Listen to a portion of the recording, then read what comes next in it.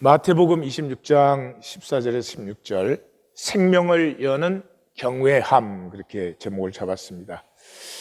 이 본문은 중심에 무엇이 있느냐라고 우리에게 묻고 있습니다. 이 본문을 만나고 나서 이걸 이해했다, 해석했다, 무슨 차이가 있고 무슨 상관이 있겠어요? 여기에서는 내 중심에는 뭐가 있는가? 특별히 마태복음과 마가복음은 이 향유 여인의 이야기와 가룟 유다의 이야기를 이어서 우리에게 보여주고 있죠. 이어서 보여주고 있는 것은 아주 간단합니다.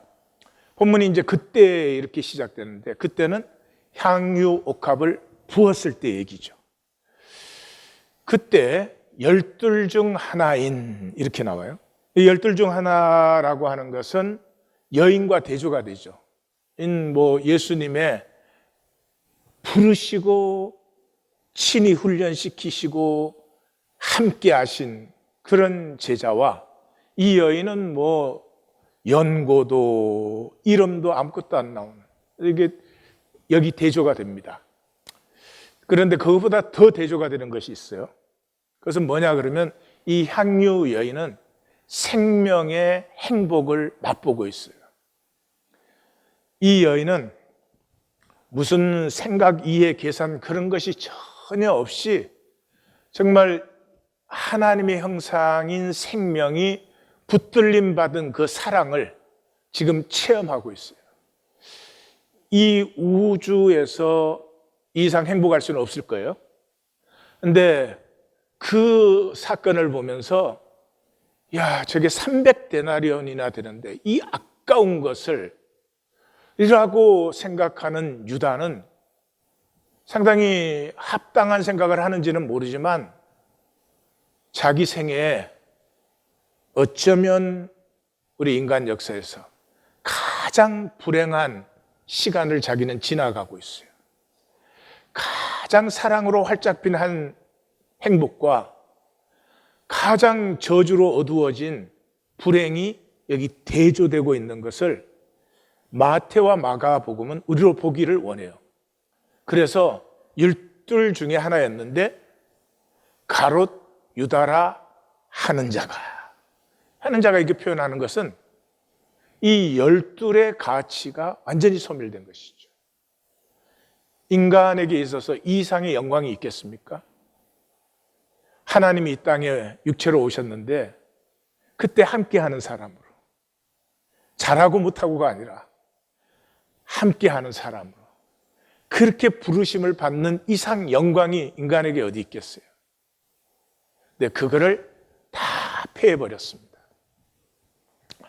그 다음에 마태복음의 특징이 이 예수님의 모든 생애와 행동들을 선지자로 하신 말씀을 이루려 함이라. 이게 마태복음이죠.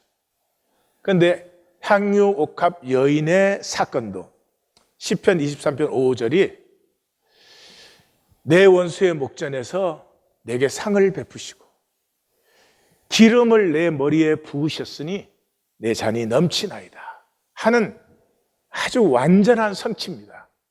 근데 마태가 이게 예언이 성취된 것이라고 안 하죠. 이 가룟 유다가 파는 것도 아주 선명한 성취죠. 시편 41편 9절에 내가 신뢰하여 내 떡을 나눠 먹던 나의 가까운 친구도 나를 대적하여 그의 발꿈치를 들었나이다 하는 선명한 성취예요. 그런데 마태는 이 가장 성취가 선명한 두 사건에서 예언이 성취된 것이라는 말씀을 안 하고 있어요. 그래서 대제사장들에게 가서 말하되, 그러니까 이 향유 옥합이 깨트려지는 그 시간에 가룟 유다의 마음에는 확신이 왔어요. 결정이 되었어요. 이 자는 아니다. 이 자는 가짜다. 그 이유가 죽음이죠. 예수님께서 죽으신다는 말씀을 여러 번 하셨고, 뿐만 아니라 이 기름 부음을 받는 것은 분명히 메시아로서의 등극입니다. 등극인데 이것을 예수님께서 내 죽음을, 내 장례를 예비한 것이다 이렇게 말씀하시죠. 이 가룟 유다의 생각은 우리 민족이 어떻게 기다려온 메시아인데 이 메시아를 기다리느라고 얼마나 수많은 피를 흘렸는데 메시아가 기름 부음을 받고 죽어버려. 이거는 이단적이고 모욕적이고 반민족적이고 가룟 유다에게는 생각할 수 없는 일이었어요. 왜냐 그러면 가룟 유다에게는 죽음이 끝이었기 때문에. 죽음이 끝이었기 때문에. 사단의 모든 속임과 거짓의 중심이 죽음이 끝이라고 하는 것이죠. 왜냐하면 사단은 현상계의 왕이니까 죽음이 끝이 돼야 자기가 왕 노릇을 하는 거죠. 그런데 생명은 죽음이 있으면 생명이 아니죠. 죽음은 끝나니까. 죽음을 넘었으니까 생명이고, 다시 말해서 생명 세계에서 죽음은 전환점이죠. 내가 생애를 살아가다가 결정적인 전환이 일어나는 시간이 옵니다. 이 육체, 거짓, 현상, 허상의 것은 다 벗어버리고 중심만 나타나는 시간이 죽음입니다. 이 죽음의 시간에 내게 어떤 중심이 있었느냐에 따라서 내가 하나님 나라의 백성인지 마귀의 백성인지가 거기서 결정나게 되죠. 그래서 생명의 완전히 새로운 단계가 열리는 것이 죽음이에요. 제가 이제 1820을 향해서 오면서 이 묵상에서 가장 제가 선명하게 만난 것이 많은 성도님들이 영원을 믿지 않는다. 영원을 모르세요. 영원이라는 걸 개념으로 이해하는 것이지 영원이 실제가 아니에요. 영원이 실제가 되면 어떻게 되겠어요? 우리 삶에는 좀 성공 실패할 때 가장 이게 많이 따라오는 게 동창생이거든요. 같은 동창 중에서 누구는 얼만큼 됐는데 누구는 어디 있느냐 뭐 이런 거거든요. 여러분 생각을 해보세요. 그건 죽음이라는 끝이 있기 때문에 같이 졸업했는데 쟤는 벌써 얼만큼 이루었다? 나는 얼마밖에 못 이루었다. 이게 문제가 되죠. 영원에서 문제가 되겠습니까? 안 되겠습니까? 100m 달리기에 몇 초에 달리느냐? 이게 분명히 문제가 돼요. 근데 영원히 달리기. 그러면 누가 앞섰다 뒤섰다 문제가 될까요? 옆에 분에게 까불지 마. 문제 안 돼. 영원을 믿는 순간에 마귀가 속인 현상의 절대화. 네가 얼마나 가졌느냐? 만약에 현상이 전부라면요, 이 억울한 세상이에요. 그 현상이 전부라면 나 절대로 이렇게 안 생겨. 어떤 부모 밑에 왜 이렇게 좋아해? 어떤 부모 밑에 태어났느냐? 이거 딱 결정되는 거 아니에요? 그게 절대로 의미가 되지 않고 우리의 가치의 중심이 될 수 없는 것은 우리는 영원한 생명을 하나님께 받았기 때문이에요. 그래서 가룟 유다에게는 이 죽음이 끝이에요. 그렇기 때문에 우리 민족이 이렇게 안타까이 기도로운 메시아가 죽어버린다는 것은 이건 하나님이 그 앞에 직접 나타나셔서 이렇게 돼야 된다 해도 가룟 유다에게는 받아들일 수가 없는 일이죠. 지금 제가 하나님이 말려도 받아들일 수밖에 없다 그랬죠. 이런 나의 주권으로 우리 모두가 살고 있어요. 그게 우리 얘기예요. 가룟 유다 얘기는 다른 사람의 얘기 아니에요. 우리 얘기예요. 그래서 내가 예수를 넘겨주리니. 자기 주권적 착각이에요. 이게 어디서 왔죠? 마귀가 속인 선악과에서 온 거예요. 선악과라는 것은 내가 중심이 되어서 무엇이 선이고 악인지를 결정하는 것이에요. 무엇까지? 하나님까지. 그래서 내가 예수를 넘겨주리니 얼마 주겠느냐? 이것은 동기가 아닙니다. 돈이 동기가 아니었던 것은 첫째로 액수가 너무 적고 120데나리온이면 한 3달치, 4달치예요. 돈이 너무 적고, 두 번째 돌려줬잖아요. 그 돈을 돌려줬고, 또 가룟 유다가 예수님 3년간 따랐으니까 그 희생에 비하면은 이건 말이 안 되는 얘기예요. 그러니까 요한은 그 막내로서 참 그 가룟 유다가 정말 미웠던 것 같아요. 싫었던 것 같아요. 저는 도둑이라 그랬는데 그게 자기 주머니 챙긴 도둑은 분명히 아니었어요. 왜냐? 자기 주머니 챙기는 사람은 절대로 자살 안 합니다. 예, 그냥 매달립니다. 생전에. 뿐만 아니라 절대로 돌려주지 않습니다. 그들이 은 30을 달아주거늘. 이 은은 그 당시 은화가 여러 가지였는데 팔레스타인에서 쓰인 것으로 보면 분명히 티리안 셰켈, 두로 세겔이었을 것입니다. 예, 그래서 두로 세겔은 한 은화가 4데나리온이니까 이제 120데나리온이 되는 거죠. 여기에서 사내들인과 이 가룟 유다의 피차 확인이 이루어지는 거죠. 이게 악의 호환성이에요. 이상하게 악한 생각은 딱 마음에 먹으면 그 악한 생각을 행동하거나 강화할 수 있는 일이 일어나요. 왜? 마귀가 통치하는 현상이니까. 악의 호환성이라는 것이 있어요. 그러니까 사내들이는 유다가 딱 왔을 때 봐라 이게 하나님의 증거 아니냐. 이 자는 하나님이 버리신 자다. 이렇게 되는 거고 유다는 은 30세겔을 딱 받는 순간에 봐라 이 자는 참목자가 아니다. 이 자는 가짜다. 하는 것이 확인돼요. 자, 이것은 약간 복잡해요. 우리 수준에. 그래도 사실은 그렇게 복잡한 일은 아니에요. 스가랴 선지자는 포로 귀환 후의 선지자입니다. 하나님이 자기 백성을 포로로까지 보내면서 회복하려고 포로로 보냈거든요. 그런데 돌아온 이 사람들은 또 종교를 세우고 있는 것이죠. 예, 더불어 살기가 아니라. 그때 활동한 선지자죠.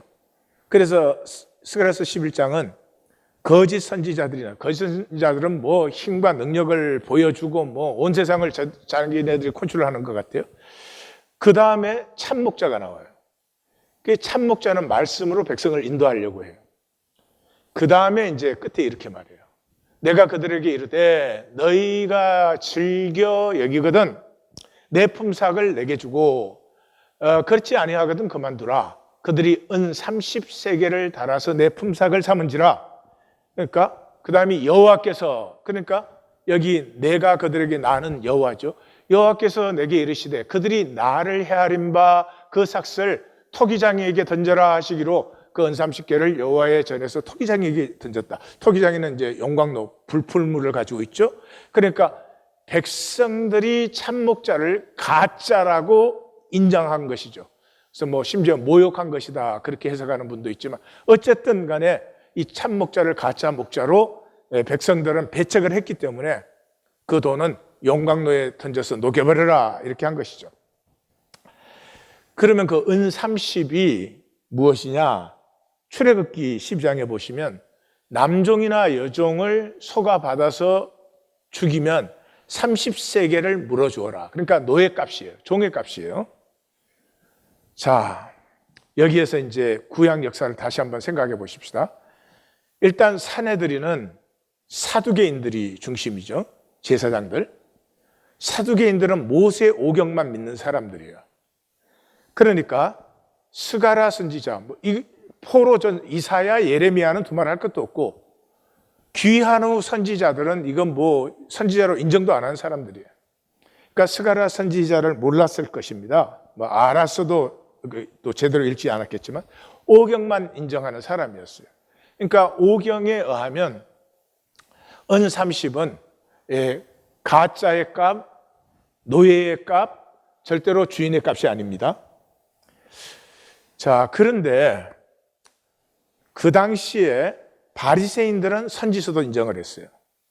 그런데 바리새인들이 선지서를 인정을 해도 문제가 있는 것은 오경을 중심으로 선지서를 해석하고 있는 거예요. 그런데 그 당시에 솔로몬 이후의 유대 종교는 오경을 가지고 유대 종교를 만들어낸 거예요. 그러니까 오경을 읽든 선지서를 읽든 문학서를 읽든 전부가 종교의 관점에서 읽고 있는 것이에요. 그런데 예수님이 오셔서 이걸 뒤집어 버렸어요. 어떻게 뒤집었어요? 성경은 선지서를 중심으로 읽어야 된다.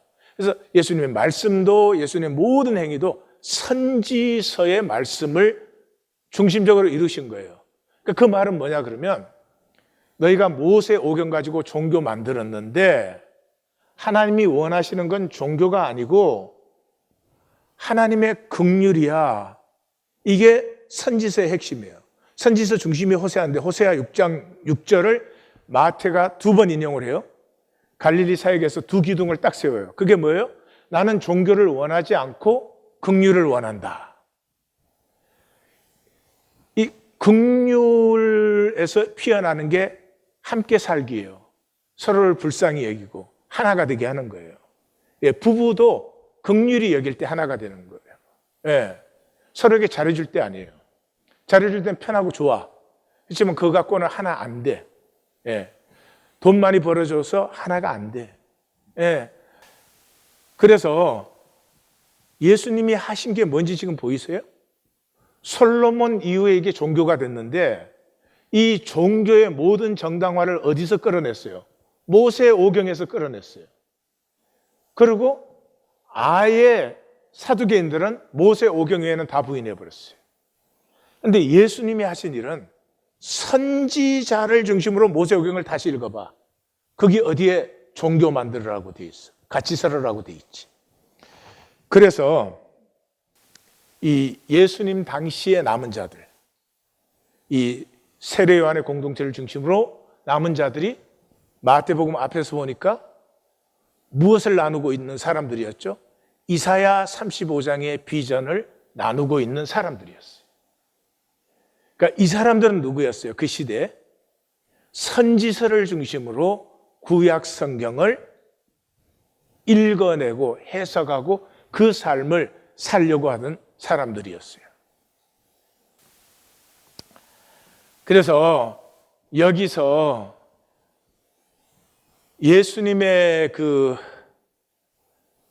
따르고 예수님과 한 비전을 가진 사람들은 여기에서 예수님이야말로 이 참 목자라고 하는 것을 십자가 후에 깨닫게 되지요. 정리를 해보면 인간도 삶도 본질적으로 논리적이 아니다. 이걸 첫 번째로 가슴에 꼭 새기십시오. 우리 신앙도 여기서 망하고 삶도 여기서 망해요. 그래서 선악과를 성경에서는 선악과라고 그러지 않아요. 뭐라고 하죠? 2장 9절에서는 선악을 알게 하는 나무, 이렇게 복잡하게 만들어요. 그러니까 마귀에 쏘가서 내 중심으로 논리적 삶을 펼치게 되는 순간에 내가 선악을 아는 중심이 되는 거죠. 또 3장 5절에서도 눈이 밝아져 하나님과 같이 선과 악을 알게 될 줄을 이렇게 복잡하게 표현하는 이유가 뭐예요? 선악과라는 나무가 무슨 선악과 나무가 아니고 그 마귀의 거짓에 속는 순간에 내가 중심이 되어서 선과 악을 결정함으로 하나님까지도 나에게 종속시키게 된다.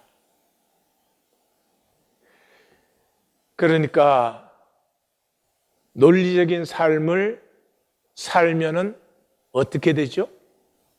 이 세상이 되죠. 이 세상은 논리의 싸움이에요. 논리를 만드는 자가 힘을 가져요. 그래서 knowledge is power. 미셸 푸코가 그렇게 말한 거예요. Power is the knowledge, result of the knowledge. 이렇게 말하는 이유가 바로 그게 있어요. 그러므로 삶의 가치와 정체, 내가 누구냐 하는 것은 내 중심에 의해서 결정이 돼요.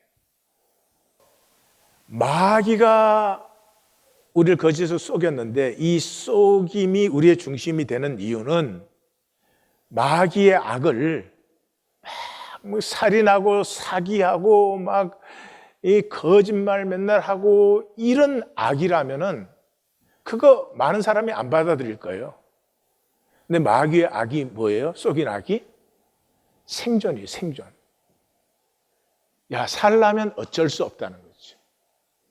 이렇게 안 하고 어떻게 살 수 있느냐는 거죠.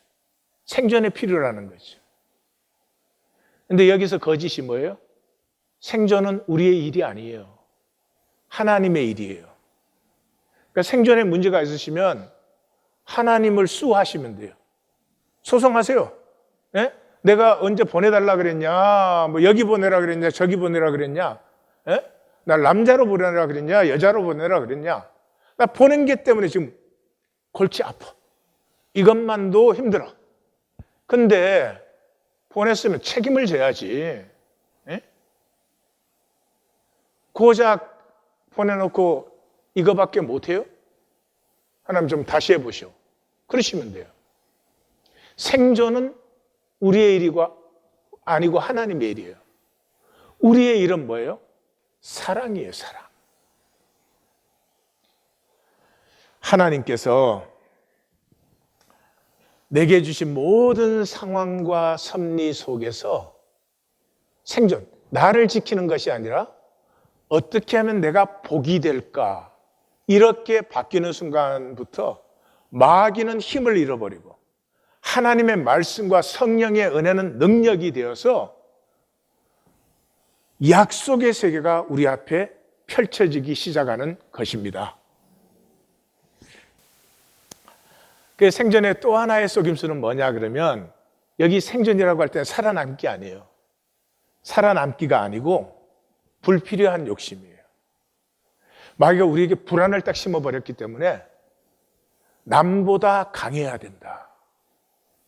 내가 충분히 확보하고 있어야 된다. 남보다 잘나야 된다. 남보다 못나게 되는 순간에 우리는 약해지고 위험하다. 이러기 때문에 불필요한 욕심을 부리게 돼요. 이게 문제예요. 생존이 필요한 일용할 양식을 구하는 것이라면 우리 자신도 문제가 안 될 것이고 마귀에게 속지도 않을 것이에요. 근데 우리에게 생존은 일용할 양식이 아니에요. 예, 일단 제 평생에 먹을 양식, 그다음에 우리 아들이 먹을 양식, 우리 딸이 먹을 양식, 고삐가 풀려버린 것이죠. 예, 그래서 문제가 되는 것이죠. 그러므로 나 여호와는 중심을 보느니라 하는 이 하나님의 말씀을 이게 선명히 붙들고 있지 않으면요, 그냥 사람에게 보이기로 우리는 끝나버려요. 자, 이렇게 마귀에게 속아서 생존의 인간이 되면은 제일 큰 문제가 하나님의 주권을 받을 수 없어요. 하나님의 주권을 받을 수 없다는 건 믿을 수 없다는 거예요. 종교에 있는 우리는 대부분 안 믿고 있어요. 믿는다는 종교적 언어를 사용하는 거지 하나님을 믿지 않아요. 자, 우리의 삶은 이제 상황과 조건에 들어있는데 하나님이 그랬잖아요. 상황과 조건은 마귀가 네가 마음대로 해도 된다 그랬잖아요. 근데 뭐만 못 건드려요? 생명만 못 건드려요. 그러니까 하나님의 게임은 마귀가 온갖 상황과 조건을 줘. 마귀는 우리를 못 살게 굴려고 상황과 조건을 줘. 근데 우리의 생명은 하나님의 초월성을 갖고 있기 때문에 어떤 상황과 조건을 주어도 그 안에서 하나님의 생명은 합력하여 선을 이루어 버려요. 그래서 어려움이 있으면 어려움 때문에 생명이 더 장성해지고 열매가 더 풍성해지고 그러는 거예요. 그러니까 그것이 하나님의 주권, 마귀가 통치하는 세상 속에 하나님의 주권을 믿는 것이고 하나님을 믿는 것인데, 하나님을 믿을 때 그러므로 여호와 이레를 누리게 되고 합력하여 선을 누리게 되는 거예요. 그런데 이 마귀에게 속아서 상황과 조건을 내가 만들려는 거예요. 어떻게? 결코 문제없는, 언제나 편안한. 되겠습니까? 그 평생을 낭비하는 거죠. 그래서 핵심 문제는 이것이에요. 사랑이 불가능해요. 생존의 사람은 사랑이 불가능해요. 생존은 자기중심적이잖아요. 사랑과 자기중심은 정반대니까 안 되지. 근데 사랑이 불가능한데, 참 나는 사랑이 없어. 나 왜 이렇게 사랑을 못할까?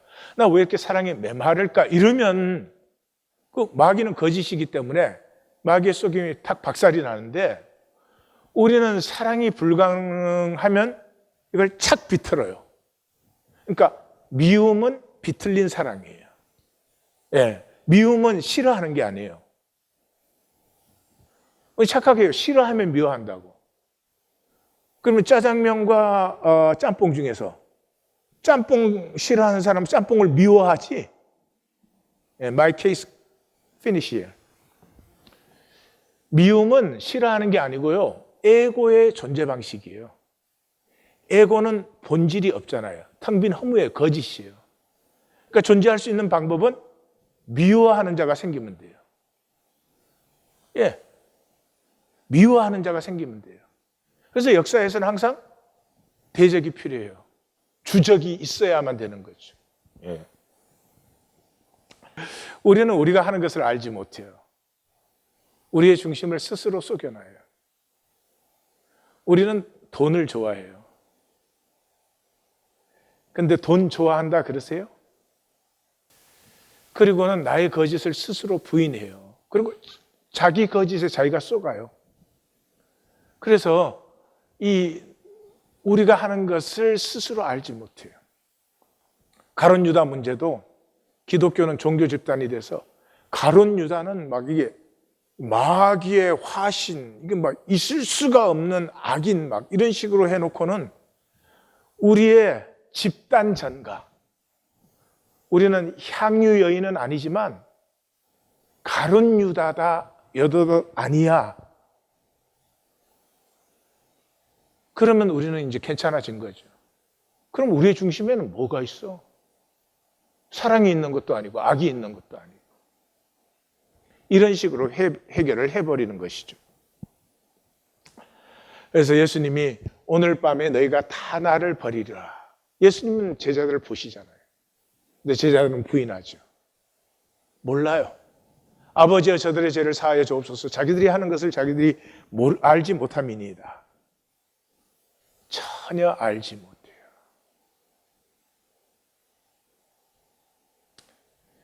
내가 내 삶의 결정권자 주인이 되어서 선과 악을 판단하고 있는 동안 내가 왜 이러는지, 왜 이렇게 사는지, 왜 이렇게 약속한 복도 못 누리는지, 왜 내가 하는 일에는 합력하여 선을 이루고 시절을 쫓아 열매가 맺히지 않는지 몰라요. 우리의 중심은 감추어져 있어서 알 수가 없죠. 우리 중심을 알 수 없어요. 그 중심이 행동으로 나타나요. 그걸 성경은 에르간이라 그래요. 신약 성경은 뭐에 의해서 심판받는다고요? 에르간으로 심판받아요. 기독교의 믿음으로 심판받는다는 말을 액면 그대로 물으시면 굉장히 곤란합니다. 그 믿음으로 구원받는다는 것은 믿으면 행동할 수밖에 없어요. 그 말을 딱 감추고 있는 한 이 사람 속이는 기제가 되기 쉬워요. 그래서 우리가 행동을 했을 때는 두 가지 행동 중에 하나예요.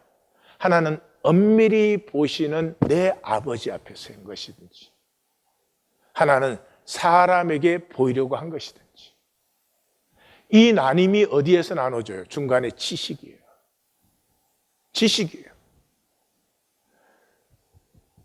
이 지식에서 선악을 분별하는 기제인데, 이때 선악 분별이 내가 중심이 되어서 선악을 분별하는 것이냐, 여호와를 경외하는 것이냐, 여기서 달라져요. 내가 중심이 되어서 선악을 분별하면 내 삶 전체가 판단과 정죄로 넘쳐요. 판단과 정죄로 넘쳐요. 부부 사이조차도 판단과 정죄가 가득해요. 그런데 여호와를 경외하는 것이 중심이 되면 그때로부터 자비와 긍휼이 흘러요. 왜냐 그러면 하나님의 긍휼을 만나며 회개를 하는데, 회개한 사람의 특징은 이거예요. 점검하실 수 있어요. 다른 사람의 잘못을 볼 때 내 잘못이 보여요. 다른 사람의 죄를 볼 때 내 죄가 보여요. 다른 사람의 약함, 이 약함이라는 게 사람을 굉장히 짜증나게 하는 거예요. 그런데 다른 사람의 약함을 볼 때 내 약함이 보여요. 그래서 여기서 갈라지는 거죠. 이것을 말하는 것이 잠언이에요. 경외함으로 피어나는 긍휼이에요. 이 로마서가 핵심에서 만물이 썩어짐의 종로를 하면서 탄식하며 고통을 겪고 있다 이래요. 근데 우리는 만물은 놔두고 이 사람들, 돈을 가졌든 안 가졌든 권력이 있든 없든 이 땅에 살면 참 비참합니다. 행복한 사람 드물어요. 다 불쌍합니다. 그런데 그 탄식하는 고통이 안 보일 뿐 아니라 한 가족으로 살면서도 안 보여요. 전도서는 지난주에 다윗의 아들 예루살렘 왕 전도자의 말씀 이렇게 시작됐죠. 그죠? 예루살렘은 다윗의 성이에요. 그래서 전도서는 다윗의 지혜로 솔로몬 지혜를 비판한 것이다. 우리 그렇게 보았죠? 잠언은 이렇게 시작돼요. 다윗의 아들 이스라엘 왕 솔로몬의 잠언, 그렇게 시작해요. 이스라엘은 국가를 얘기하는 것이죠. 이스라엘이 국가화가 언제부터 시작됐어요? 솔로몬부터 시작됐어요. 다윗 때까지는 12 tribe federation, 12지파 연맹체, 공동체였어요. 다윗이 이것을 성전 만들어서 중앙집권제 세우면서 국가화 시켰어요. 그래서 이스라엘 왕 솔로몬, 이건 이스라엘이 국가화된 상태를 얘기해요. 그 대표는 솔로몬이에요.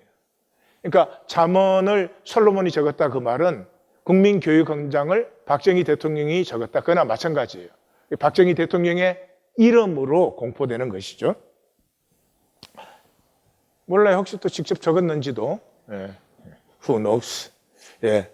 그래서 잠언에서는 여호와라는 하나님의 이름이 여호와로만 나와요. 88번 나와요. 엘로힘, 하나님은 5번 나오는데 형용사로 하나님의 일, 하나님의 지식, 하나님의 언약, 하나님의 영광, 하나님의 이름, 이렇게 형용사로만 나오지 하나님으로는 나오잖아요. 전도서에는 여호와가 한 번도 안 나와요. 전부 엘로힘으로만 나와요. 근데 잠언은 이제 국가화된 다음에 궁중문서라고 그랬죠. 잠언 안에 써져 있어요. 25장 1절에 이것도 솔로몬의 잠언이요 유다 왕 히스기야와의 신하들이 편집한 것이다.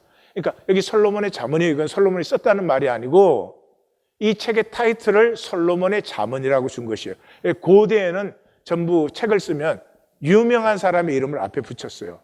그래서 우리 이름은 없어. 뭐 하여튼 에녹이 언제 시대 사람인데 책을 쓰고 에녹스라고 이름을 붙이고 그랬어요. 네. 그리고 잠언서에 직접 들어가 보면 솔로몬이 안 썼다고 다 나와 있어요. 1장 1절과 10절 1절의 시작은 솔로몬의 잠언이라 이러지만 22장 17절에는 지혜 있는 자의 말씀, 24장 23절에는 지혜 있는 자들의 말씀. 25장 21절에는 히스기야 신하들이 편집한 것이다. 30장 1절에는 야게의 아들 아굴의 잠언이다. 31장 1절에는 르무엘 왕의 말씀이다. 31장 제일 결론은 현숙한 여인. 현숙한 여인이라는 지혜를 의인화시킨 그 말씀이다. 이렇게 나와요. 그러니까 전도서는 이 아인슈타인의 상대성 이론이에요. 우주적인 큰 관점이에요. 그래서 이 우주적 관점에서 보면 이 예외라는 건 절대로 없어요. 그래서 아인슈타인은 뭐 하나님은 주사위 놀이를 하지 않는다 뭐 이런 말을 했어요. 양자역학 나왔을 때. 그래서 우주적 관점에서 보면 인간사의 모든 흥망성쇠는 아무것도 아니야. 그 좀 가졌다 한다, 뭐 안 가졌다, 뭐 죽을 때 보면 똑같아. 그래요. 그래서 그저 삶이라는 것은 그저 형제 자매 가족들과 친구들과 먹고 마시고 그 주어진 때를 즐겨라. 그런데 남편이 항상 그렇게 살아. 그 집 어떻게 될까? 심히 좀 괴로울 것 같아요. 그래서 이 전도서가 보는 우주적 관점에서의 여기는 지혜라고 말을 해요. 그런데 잠언은 우리의 삶의 미시세계, 양자역학의 세계로 들어와서 그러면 우리 개인의 삶에서 먹고 마시고 즐거워하고 형제, 친구, 자녀들과 함께 살아가는 그 구체적인 것은 무엇이냐 그래서 잠언은 지식이에요. 지식이라는 단어가 93번 나오는 거예요. 그래서 가정에서는 사회에서는 말을 할 때는 일을 할 때는 뭐 재물을 벌 때는 뭐 사람과 관계의 태도는 이렇게 해서 잠언은 지식, 전도서는 지혜. 그래서 잠언은 핵심이 그거예요. 지식, 그 지식이 어디서 오느냐? 여호와를 경외하는 데서 온다. 여호와를 경외함이 지식의 근본이다. 이게 잠언에 15번 나오는 거예요. 그래서 총 결론이 뭐예요? 이런 지식으로 사는 사람은 성문에서 칭찬을 받아요. 성문이 어디예요? 그 당시 그 도시에 재판정이 이루어지는 곳이에요. 모든 사업 결정이 이루어지는 것이에요. 그러므로 성문에서 칭찬을 받는다는 말은 사람들 중에 높임을 받고 존경받는 덕스러운 삶이 된다 그런 뜻이에요. 자, 그러면 전도서는 하나님을 경외하라. 잠언은 여호와를 경외하라.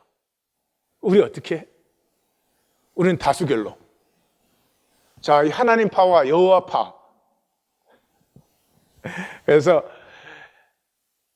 여호와는 어떤 하나님이라고 그랬어요? 여호와는 출애굽기 3장까지 안 나오는 하나님이에요. 그죠? 출애굽기 3장에 나타나서 내가 아브라함과 이삭과 야곱의 하나님인데 이제는 여호와 하나님으로 너에게 나타났다. 그 여호와 하나님으로 나타난 이유가 뭐냐 그러면 내 백성 이스라엘 자손의 부르짖음이 내게 도달했고 애굽 사람들이 그들을 괴롭히는 학대를 내가 보았다. 내 백성의 아픔과 고통 속에 나를 던진다. 야곱의 씨름처럼 그 아픔의 삶에 얽혀드는 하나님. 멀리서 보고 이렇게 저렇게 하면 되지 이런 것이 아니고 그 삶에 얽혀드는 하나님. 살로데리티. 백성과 하나가 되어서 이 마귀가 이런 상황을 줘도 내 안에 있는 생명이 그것을 초월하는 힘과 오히려 그것을 복으로 바꾸는 능력을 너가 이미 권세와 능력을 가지고 있어. 이것을 체험하게 해주는 하나님이 여호와 하나님. 그래서 이 여호와 하나님은 허무한 종살이에서 애굽의 허무한 종살이에서 우리 마귀의 거짓 선악과에 쏘은 허무한 종살이에서 우리를 자유케 하시는 하나님이에요. 그래서 이 히브리 사람의 하나님 여호와의 말씀이 히브리 사람의 하나님 여호와 이렇게 나오면은 그 다음에는 항상 그 다음에는 내 백성을 보내라.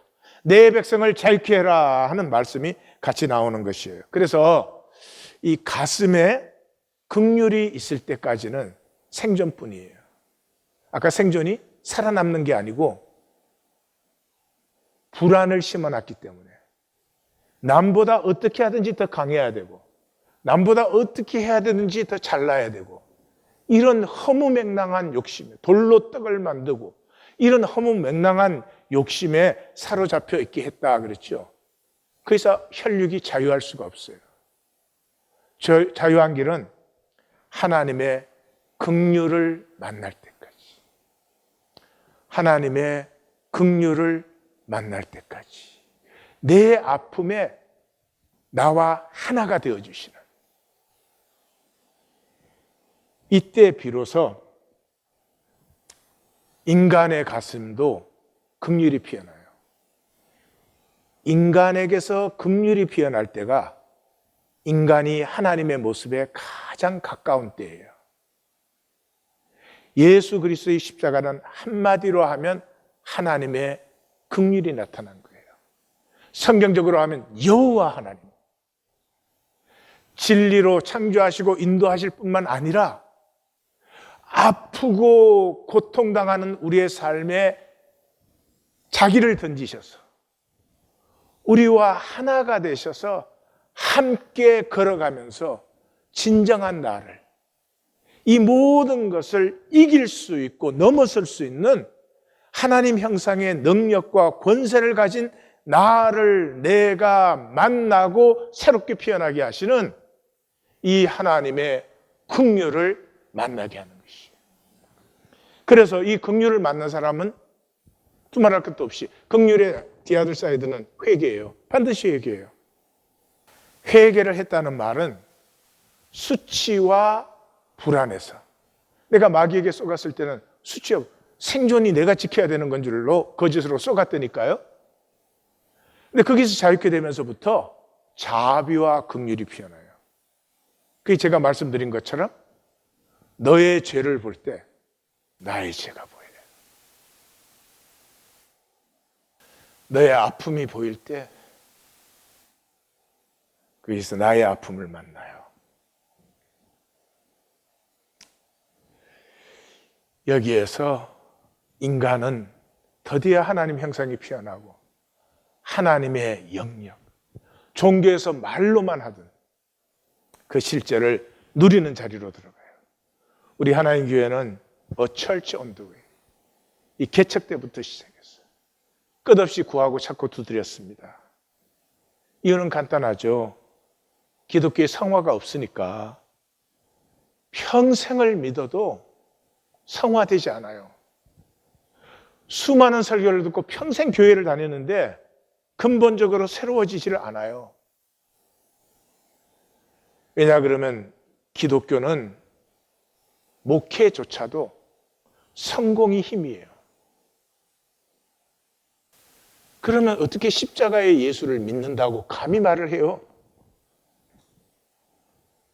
우리는 아무리 설법, 설교는 놔두고 공자, 맹자, 노자, 장자 이게 다 깨우쳐도 인간은 근본적으로 새로워지지 않습니다. 긍휼을 만날 때까지. 아무리 감동받고 아무리 좋은 훈련을 받으셔도요, 근본 자세가 종교 생활인 사람, 근본 자세가 종교 생활인 사람은 아무 소용이 없어요. 왜냐하면 종교는 근본적으로 불신이에요. 내가 주체가 되어 있다는 사실을 기억하십시오. 그런데 내가 거짓이잖아요. 사실은 믿는다고 말하지만 사실은 트위스트 시켜놓은 것뿐이지 불신이에요, 불신. 종교의 본향은 이 세상입니다. 절대로 하나님 나라가 아닙니다. 결코 영원히 아닙니다. 그래서 이 세상에서 잘났냐 못났냐 가졌냐 못 가졌냐가 그렇게 엄청나게 중요한 거예요. 사실은 그게 목을 매달고 살면서 삶은 삶대로 비틀어 놓았고 사람에게 보이는 건 보이는 대로 또 비틀어 놓았고, 그리고 자기가 무엇을 하는지 모르는 거죠. 말씀을 사는 것만이 영혼을 피울 수 있습니다. 그런데 말씀은 지식이 아닙니다. 아무리 깨달아 알으셔도 그건 생각이고 이해지 삶이 되지 않아요. 말씀은 생명이에요. 교통될 때 나의 실제가 됩니다. 교통될 때. 젖먹는 아기와 엄마가 그 지식으로 가르칠 수 있겠어요? 안 되죠. 생명이 교통되므로 아이가 자라는 것과 마찬가지예요. 그래서 진정한 교통을 갖고는 못 파는 이 현상 세계에서는 두세 사람이에요. 이 이상 넘어서 될 수도 있을 거예요. 만약에 이 두세 사람이 모여서 그게 함께 하시는 주님의 임재가 체험된다면, 종교는 이 성경을 파악 대상으로 생각해요. 이거 읽고 하나님 알고, 이거 읽고 하나님의 비밀을 아는 걸로. 이거 읽어서 하나님 알고 하나님 비밀 내가 다 알았어. 그럼 뭐예요? 그럼 내가 권력자지. 내 말 들어야 되지. 이게 이단들이죠. 근데 기독교도 실제로는 그렇지 않아요? 말씀은 그런 말씀이 아닙니다. 이거 읽어서 하나님 파악을 해요? 아니에요. 이 말씀 인격이에요. 그래서 읽을 때마다 나와 교제하고, 나와 관계하고, 나와 상대해 주어요. 그래서 이 말씀을 읽으면 그 시간 그 자리에서 내가 어떤 사람이며 어떤 삶을 살아야 되는지를 난 만나게 돼요. 똑같은 말씀을 또 읽었다고 똑같은 답이 아니에요. 답을 찾는 게 아니에요. 나와 사귐, 나와 교제 안에 들어와서 나를 보게 하시고 내 길을 보게 하시는 거울의 역할을 해요. 쉽게 얘기하면. 복 중의 복은 지금의 나로 영원한 것이에요. 지금의 나로 영원한 것이에요. 만약 하나님이 우리를 보고 훌륭해라 그러면 우리에게는 큰일입니다. 근데 하나님은 우리를 보고 훌륭하라고 한 적이 없어요. 젖붙어라. 내게 나아오라. 젖붙는다는 것은 중심이 연결되는 거예요. 중심이. 이제까지 내 중심에 사랑이 없었어요. 근데 모든 인간은 사랑이 없는 것은 부끄러운 일이라는 것을 알아요. 그래서 이렇게 트위스트 시켜놨어요. 보이기만 그럴듯하게. 현상계에 있는 동안은 중심을 가릴 수 있어요. 그 중심을 가린 후에 마귀는 이렇게 속여요. 죽은 후에 바꿀 수 있다고. 그래서 어떻게 살았든지 장례 예배 가면 다 천국 갔다 그래요. 참이 안타깝습니다. 그 거짓이 모두에게 통한다는 사실이. 만약 죽은 후에 바꿀 수 있다면 모든 가치와 의미가 다 파괴되는 거예요.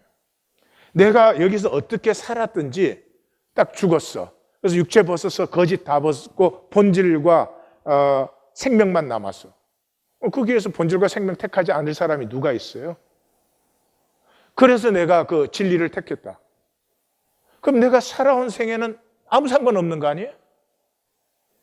이 현상 세계를 만든 하나님의 섭리는 그럼 뭐야? 그건 완전히 부인이 되는 것이죠. 이 육신에 있는 동안, 이 거짓의 도전이 있는 동안 내 중심은 무엇이었으며 그 중심으로 나는 어떤 선택을, 어떻게 도전을 받았는지 그게 중요하죠. 그래서 모세오경의 총 결론이 뭐예요? 내가 오늘 하늘과 땅을 불러 너에게 증거를 삼노라. 내가 생명과 사망, 복과 저주를 내 앞에 두었은즉 너와 내 자손이, 너와 내 자손이에요. 내가 현상계의 종도를 하면서 자녀가 생명으로 살기를, 그건 있을 수가 없는 일이에요. 살기 위해 생명을 택하라. 여호와 하나님은 우리가 잘못하는 건 안 보여요. 못 봐요. 마치 아기를 기르는 것처럼. 근데 어쩌다가 잘하는 게 하나 있으면 100배, 60배, 30배로 보는 거예요. 그래서 뭐 어쩌다가 애가 이상한 소리를 냈어요.